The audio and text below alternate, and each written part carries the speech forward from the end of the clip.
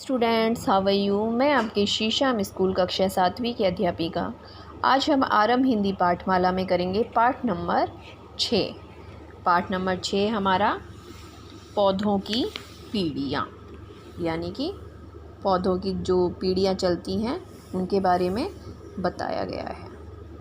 Number first है हमारा, देखा एक बरगद का पेड़ खड़ा है, उसके नीचे हैं छोटे छोटे कुछ पौधे, बड़े सुशील विनम्र, लगे मुझसे यूँ कहने हम कितने भाग्यशाली हैं।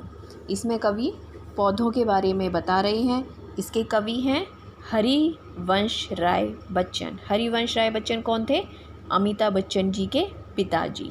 वो बहुत बड़े कवि थे और वो कविताएं लिखते थे। तो इसमें कवि क्या कह रहे हैं कि छोटे छोटे पौधे मुझसे क्या कह रहे हैं, एक बहुत बड़ा बरगद का पेड़ खड़ा है और उसके नीचे छोटे छोटे पौधे बड़े सुशील और विनम्रता के साथ खड़े हुए हैं और मुझे देखकर वो कहने लगते हैं कि हम कितने सौभाग्यशाली हैं। आसमान से आगी बरसे, आगी मतलब आग, आसमान से आग बरसे, पानी बरसे, आंधी आए, हमें कोई फिक्र नहीं, हमें कोई भी चिंता नहीं है। एक बड़े बरगद की छत्र छाया के नीचे हम अपने दिन बिता रहे हैं और बड़े सुखी हैं। वे कहते हैं कि हमें चाहे आंधी आए, आग बरसे, कुछ भी हो, हमें कोई चिंता नहीं है, क्योंकि एक बड़े बरगद की छत्र छाया के नीचे हम अपने दिन बड़ी आराम से बिता रहे हैं और हम बहुत सुखी हैं।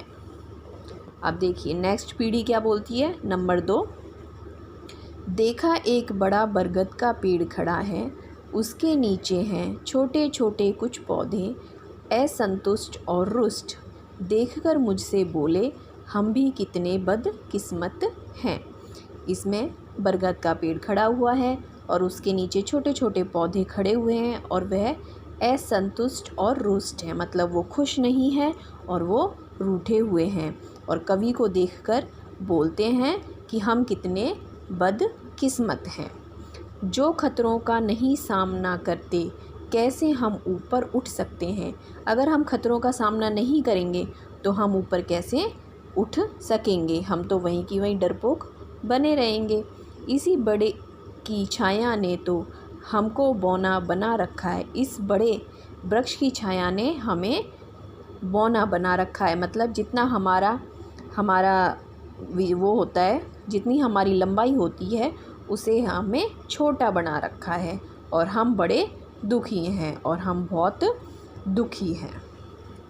तो पहले में क्या करते हैं कि वो बहुत सौभाग्यशाली हैं, दूसरे में क्या बोलते हैं कि हम बहुत बदकिस्मत हैं। अब देखते हैं तीसरी पीढ़ी के पौधे क्या बोलते हैं। देखा एक बड़ा बरगद का पेड़ खड़ा है, उसके नीचे छोटे छोटे कुछ पौधे, तने हुए उद्दंड, देखकर मुझसे गरजे हमको छोटा रखकर ही है बड़ा बना है। एक बरगद का पेड़ है, उसके नीचे छोटे छोटे पौधे खड़े हैं और उसके तने मुझसे अक्खड़ होकर गुस्से में, उद्दंड मतलब अक्खड़, गुस्से में देखकर मुझ पर गरजे और देखकर मुझ पर चिल्लाए हमको छोटा रखकर ही यह बड़ा बनाए है, कि हमें छोटा रखकर ही ये पेड़ बड़ा हुआ है। जन्म अगर हम पहले पाते तो हम इसके अग्रज होते, अग्रज मतलब बड़ा भाई, अगर हम इससे पहले उग जाते तो इसके बड़े भाई होते, हम इसके दादा कहलाते, इस पर छाते और हम इसके दादा कहलाते और इसको अपनी छत्र छाया के नीचे रखते।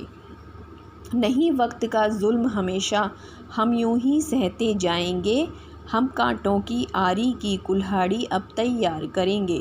वे कहते हैं अब हम जुल्म हमेशा की तरह बर्दाश्त नहीं करेंगे और ना ही जुल्म सहेंगे और हम कांटों की एक आरी, आरी मतलब काटने वाली एक लंबी सी वो होती है, इससे पौधों को काटते हैं, आरी और कुल्हाड़ी तैयार करेंगे।